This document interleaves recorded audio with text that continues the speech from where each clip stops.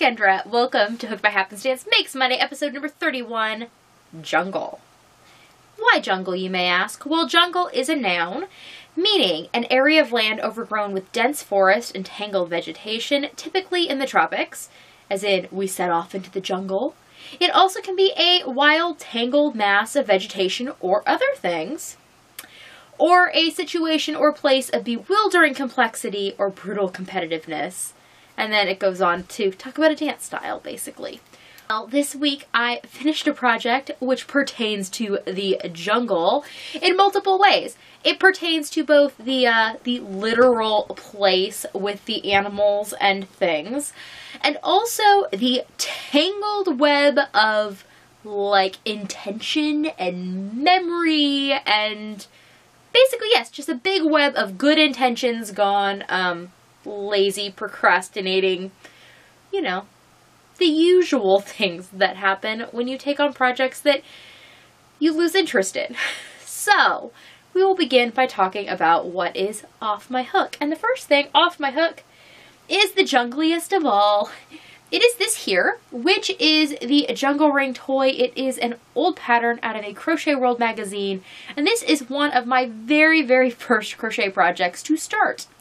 It is my most recent, or one of my most recent, to finish. So you are supposed to be able to take this top bit off. I have sewn it on because I'm merely going to use this as a decorative item, but I did leave the strings here, and all I have to do is pull to get it off. So if I ever want to use this in some form, it is an option. So this bottom part here has like a loop stitch grass, and obviously when I made this, I did not understand gauge, or why there would be gauge, or the fact that maybe if the grass mat was not laying flat, maybe I should make some changes. Also, this was a really good learning opportunity for me. I had started crocheting by making some hats, and shortly thereafter I thought, hey, this toy looks fun. My mom had sent me the pattern that she had gotten from a friend, and she was like, this is adorable, you should try making it. And I thought, well, sure. I didn't realize how many parts there were, or how it all goes together. Now, obviously, you're looking at this going, Kendra, that's not done. Oh, yes, it is. This is as done as it's getting. Ever. So I started making this, let's see, my son turned 4.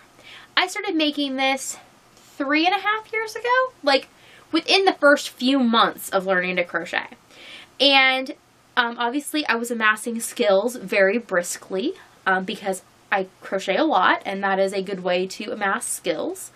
And very quickly it became apparent that what I had started was bad, and I had gotten better, and so I had an issue with going back to that beginning stuff. Kind of like they say, like with handspun, that people should use their first stuff because they're going to get better, and they're not going to like the old stuff, they're not going to use it, so use it all up.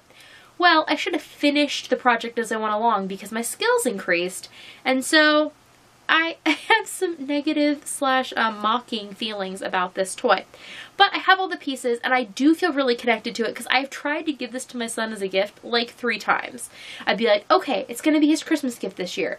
And then I don't get the pieces done and it didn't get finished. And it's going to be like a birthday present. And then it's going to be just a because present. And it just keeps going and going. And so when it came up on my Freaker Frog, I decided that I needed to do something with it. And what I need to do is keep it because I feel some weird sentimental attachment to this toy, but I also don't really like it. So rather than force myself to like finish the fiddly pieces, which as I finished pieces the previous times, like the most recent times that I tried to fix the problems I had created, they just didn't really match because now the toys are made better. And so I just took whatever was in the bag of pieces that were already completed and I put them together. So obviously some of the things at the bottom have more of the pieces. Like the elephant I think has all of its part but its trunk. The giraffe here on the bottom has its legs and its face. It doesn't have its ears, and I'm not going to do the stitching for its little like pattern. This is a tiger. And then we have a lion and a monkey, and then the tree itself. Now the tree itself is also just a little weird. The center part of this pattern is supposed to be made around one of those styrofoam cones, but I thought that was going to be dangerous because, knowing my kids, they were going to run around with this and impale themselves with a relatively firm foam cone. So I stuffed it with batting, and it is, well, I stuffed it with stuffing, but then I ran out of stuffing, so I was tearing up pieces of batting, so it is like not smoothly stuffed, and it's a hot mess, but it is done, and I made it through the jungle of emotions and thoughts and things to complete it. So here is my jungle ring toy, and I don't care if it doesn't look done to you. It is done to me, and you can see all their cute little tailed backsides. So this is gonna go and live on my shelf as a reminder to persevere, and that what your maybe intentions or hopes for a project are is not how they end up, but you can love them anyways. So that is my jungle ring toy. So the final thing that I completed this week, I started this week as well. So this is the Be a Friend shawl, which is a free pattern through the Red Heart website. Note, I did make a change. The mesh section here is given instructions in the pattern, and then it has you repeat the identical instructions for this mesh section, which does not make sense mathematically because the circle is spreading, and if you do the exact same stitches, everything gets really buckly because there's not enough space to complete the circle. And this actually is like a circular shawl. If you lay it out on the floor, it is like a full circle with a slit in it. So when I did the second mesh section, rather than only putting or starting with no chains between the shells, I started with the chain 1, and then I just increased in the same progression as this chain pattern, but with one more chain. That way it opened up better and made sense. So I am assuming that was an error in the pattern. I don't know. It's one of Red Heart's old patterns. They have both the Be a Friend shawl and the Have a Heart shawl, which are identical patterns available for free on Ravelry through the Red Heart website. And both of them show a picture of the same woman in the same exact position because they are the same photo. They have just changed the yarn color between the two. I only know this because I had both of them open, and when you would toggle between the views with them in the same window, her shawl just changed from pink to red and pink to red, but she never moved. It's very strange. Anyways, that's not really here nor there, but it was weird. So, the yarn that I used to make this had been yarn fairy to me a year ago when I was in California last January. I have a person who watches my videos who also happens to know my parents, and she had a bunch of yarn that she was willing to give me because she was not using it and she knew that I could make stuff out of it. So she yarn fairied me this yarn. This is, I love this yarn, Prince, in a colorway whose name I do not know. This is, I love this yarn, Stonewash, again, in a color I do not know. And then this is Vanna's Choice in the turquoise color. So I just followed the Be a Friend shawl. Now the shawl pattern actually calls for one more tier of the mesh and then an edging. But I was not going to have enough yarn in colors that I liked, and I thought that this was an appropriate length, so this will be coming with me on my trip. And the colors are not my colors because the shawl is not for me. It is to be gifted when I get to California. But I thought that I would show you all the finished product. I am very happy with it. I think it turned out really pretty, and I really, really like the Stonewash color yarn. However, she did tell me that she had started a project with this yarn and then she bought some more, and apparently the dye lots are very, very different. So I don't even know if that's something that's still made. It might be discontinued. But if it is still made, watch out for your dye lots on the I Love This Yarn Stonewash, because yeah, they're apparently quite varied in color. So on to what is on my hook right now. So I have spent a decent amount of time this week in VKNs, which are virtual knit nights, talking, basically just, it's an online chat room that everybody happens to craft. So I spent a decent amount of time in said chat room talking to various people in the wee hours of the morning when I am awake and most of the world is asleep.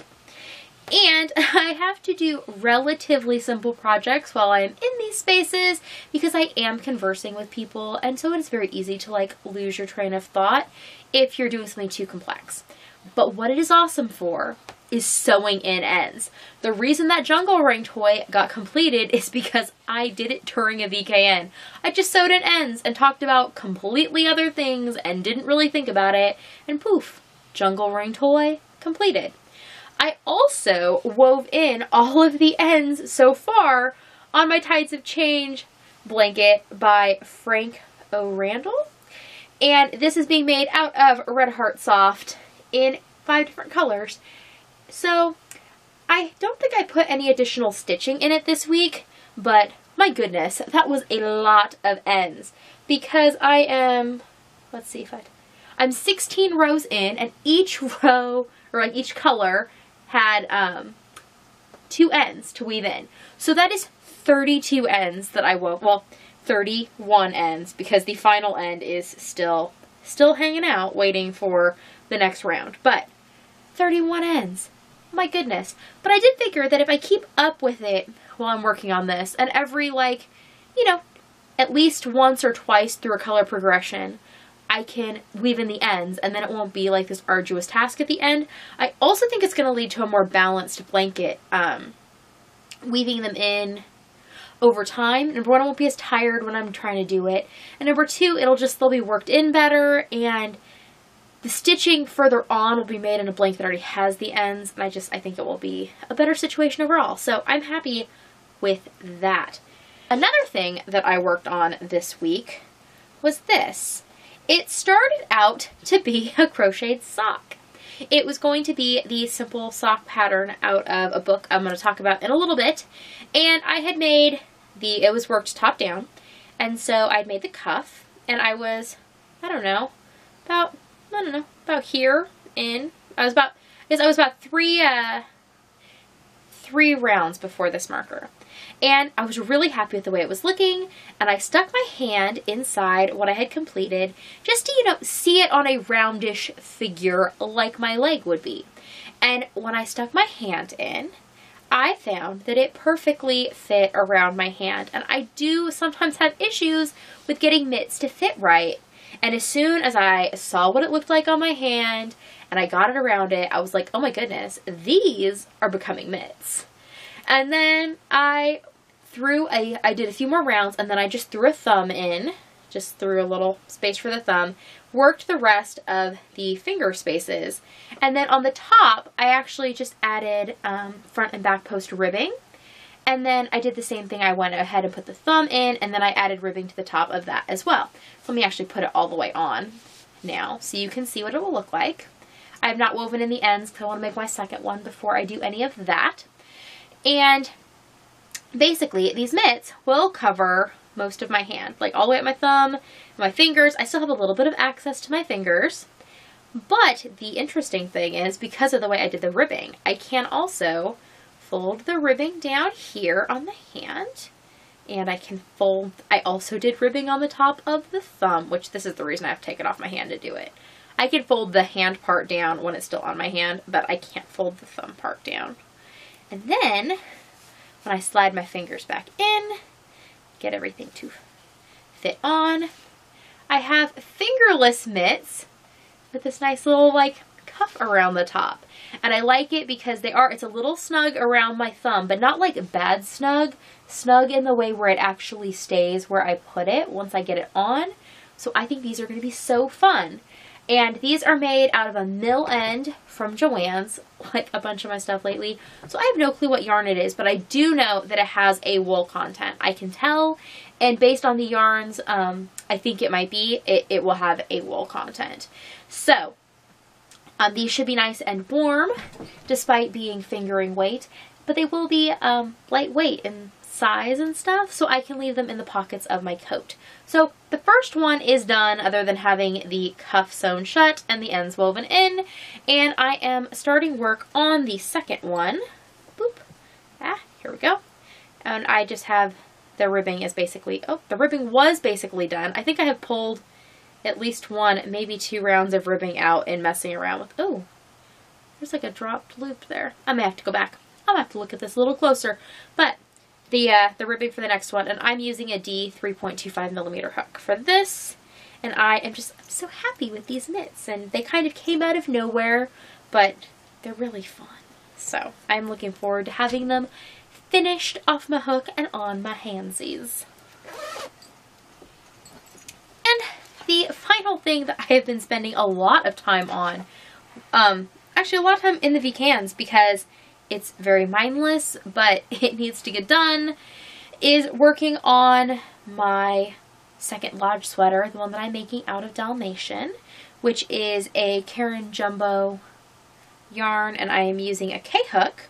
The pattern is a paid-for pattern from Annie's Crochet, and I've made one before and was unhappy with the gauge, though I still wear the sweater. So I'm trying to make this one nice and big and loosey-goosey because that's what I want. So I already had this front panel done, so that is complete. And since then, I have completed the entirety of the back panel. Ooh, don't drop that. The entirety of the back panel. I know that this might look a little big. It has to do with the construction of the sweater. Like, it will be big and loose, but this is actually not just the back. It includes parts of the arms too. So it all makes sense. And having already made the pattern before, I think this is going to be a very appropriate size as opposed to the last one I made. So I am really, really looking forward to wearing this. When I finished it off the other night, I had it sitting on my lap, and it was keeping my lap so nice and warm. So who knows? Maybe I would consider making a blanket in a similar cluster stitch. I don't know. So the back is now done, and I have started on the other front piece. I'm this far along. And then after I finish this front piece, there's some like granny square shaped things that go between them. I might tweak the pattern to use a different square because granny squares are not my favorite thing. I might do a more closed granny square instead of the open ones, but we'll see when I get there. And then just the neck and the bottom ribbing, and I'll be done. So the sweater is chugging along. I kind of hoped to get it done before I left on my trip so I could wear it on my trip, but I have not had time to do that. And it's probably for the best anyways, because I don't know that I'm going to want a sweater this warm where I'm going to be, and then I can just work on it when I get home, and I want something cozy to play with. So that is my Lodge sweater. And this week I did buy a couple of things, none of them yarn, but I did get 2 books, which I purchased with my Christmas money. So the first book is New Methods for Crochet Socks by Ron Strong. This is Annie's crochet book. And it is basically just a number of like leaflets that have been put together in a book. And here are the pictures of the socks inside it. I had started making the introduction pattern in here, which is the basic sock, which you can see here. And that is what eventually became my mitts. The weight of yarn I was using did not exactly match the yarn called for in this sock, but I was getting gauge, so that would have been okay, but I like them better as mitts anyways, and I'm looking forward to trying some other socks in this book. And then after this came, the book I was really looking forward to came, which is Ron Strong's Step Into Crochet, which is a wonderful sock book. At least it appears to be from my thumbing through it. And I'm not a huge fan of crochet books for the most part. Other than like stitch dictionaries, I generally am not a fan. I am not a collector of like written patterns of this form, but I do think that having some good sock patterns to get me started, to like come up with like a good recipe, is really nice. And this book is great because like the beginning talks a lot about like how to make socks and like gauge and things, and a lot of that stuff I mean, I kind of am aware of and I know, but it's always good to have a little bit of background on where the designer's coming from, you know? And then there's some basic instructions on how to make them, including basically how to size the perfect crocheted sock for you, like where to measure different things. And then you have a whole bunch of options as far as cuffs and heels and toes. So basically all of the main component parts, there's a lot of information on how to do those things in crochet, which I don't see talked about a lot because most people who make socks knit them. And from what I have seen in my research of things, Ron Strong has a much better handle on how to make a good crochet sock than other designers I've seen. A lot of crocheted socks basically turn out looking like slippers, or like, oh, they're good house socks. Well, I think it is possible to make a good crochet sock that you actually can wear as a functional sock, but I think it takes a little more finesse probably than a knit one. And yeah, something I want to try. Then I do enjoy the back part of this book does have patterns for different socks, and each of them can be made toe up or cuff down. So it gives you some options. I will try out some of the various options till I like hone in on my perfect thing. I think I will be a toe up kind of girl because I think it gives you the best like use of your yarn, because you can basically make the leg however long you want based on how much yarn you have. Like if you're starting to run out, maybe they're short socks, and if you have a lot, oh look, they're up to your knee. And I'm a big fan of using as much of the yarn as you can. So I will get to play with these. I am leaving tomorrow night, well, tonight, Monday night. When you see this, I will be getting on a train to head to California, so I will be choo-chooing my way across the country for about a day and a half. And then I will be at my parents' house for the next week or so. So the next episode of Makes Monday will be coming to you remotely from California. And yeah, I'm looking forward to that. I should have a lot of crafting time.